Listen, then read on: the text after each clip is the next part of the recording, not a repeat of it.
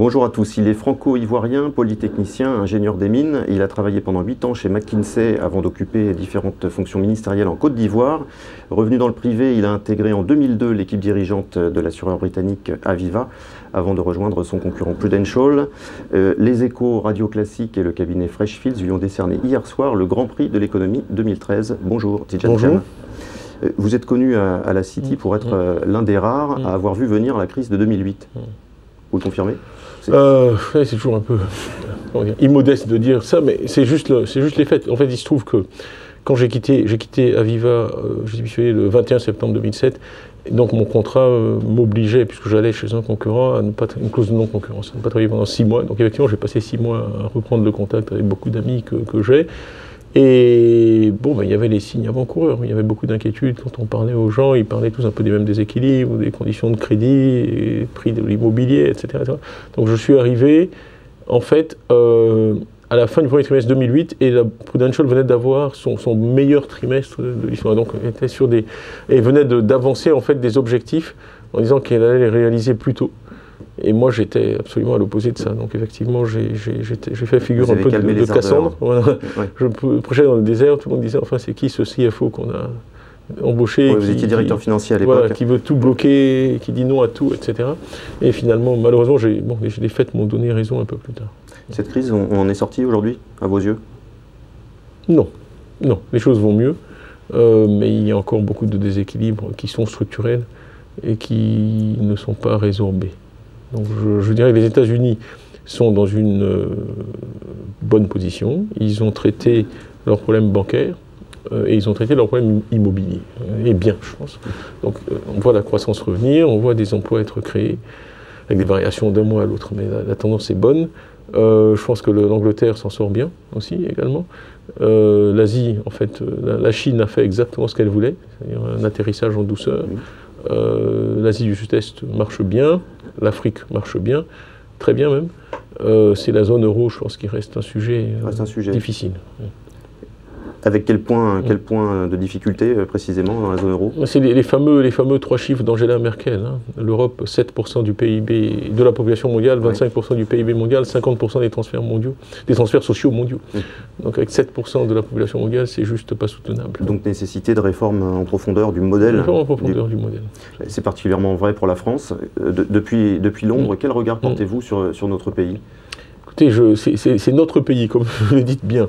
Moi, ça fait longtemps que je suis parti. Je suis parti il y a plus de 10 ans maintenant, donc je suis très prudent dans mes commentaires. Parce que les choses bougent beaucoup et très vite. Donc c'est un pays qui est vu comme, notre pays est vu comme un pays qui a de grandes potentialités, mais qui effectivement a du mal à faire certains ajustements. À bouger. Oui. Vous avez écrit un très beau texte il y a quelques années pour évoquer votre parcours et votre attachement à la France.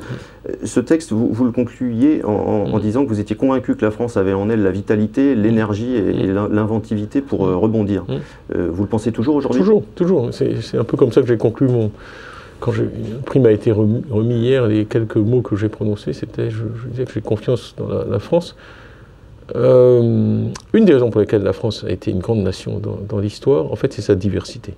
Aujourd'hui, quand on parle de diversité, on pense beaucoup à l'immigration récente, etc. Mais la France est quand même un pays qui a combiné aussi bien du fait de sa géographie, de son ouverture à l'océan Méditerranée, l'océan Atlantique, au carrefour de l'Europe un peu, l'influence aussi bien du sud, l'espagnol, l'arabe avant, l'Italie, les Roumains, les Allemands, LEMAN, à l'époque, l'Europe du Nord, la Hollande, etc. C'est ça qui a fait la richesse de la France. Donc c'est une erreur de croire qu'une espèce de pureté, de culture française pure existe dans un éther. En fait, cette culture française, elle est née de ce terreau très riche et de ce foisonnement d'influence européenne. Et la France a su produire et rassembler ce que l'Europe a de meilleur, en n'étant pas purement germanique ou purement anglo-saxonne ou purement latine.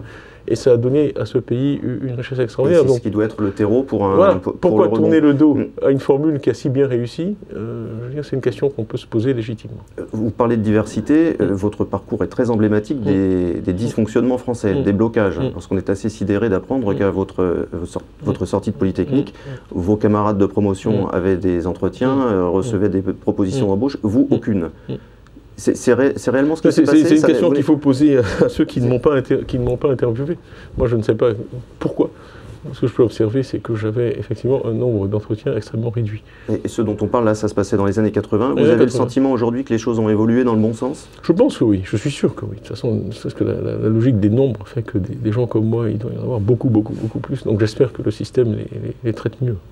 Et compte tenu de votre stature aujourd'hui, vous n'avez pas envie de vous investir sur ce terrain-là, faire valoir votre parcours, ce que vous avez vécu, pour faire avancer les choses? Non, écoutez, malheureusement, je vis en Angleterre et je fais beaucoup en Angleterre sur ce plan-là. Je suis passionné par tout ce qui est éducation, je suis extrêmement impliqué dans toutes sortes de groupes, je parle très souvent dans les écoles, et la société anglo-saxonne et la société anglaise en particulier, je pense, est très bonne. Par exemple, j'étais à Westminster, donc au Parlement britannique, il y a eu une grande cérémonie, où on a remis aux meilleurs élèves noirs du pays des prix. Donc on m'avait demandé, moi, de remettre le prix à la meilleure élève de terminale. C'est une fille qui a eu 12 A-stars, ce qui est l'équivalent à avoir son bac avec mention très bien en France et 20 sur 20 dans toutes les matières.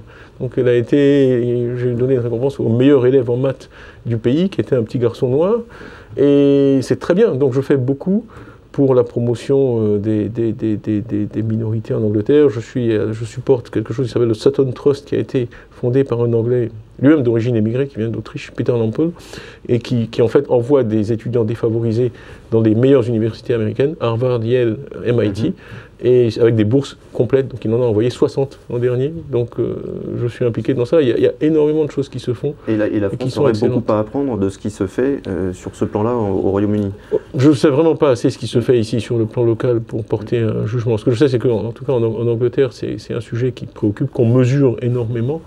Il y a énormément de mesures de tous les impacts de la discrimination et une détermination totale à traiter ces problèmes. Voilà. Revenir travailler en France un jour, c'est une opportunité qui peut se présenter? Non, moi je suis complètement ouvert, vraiment.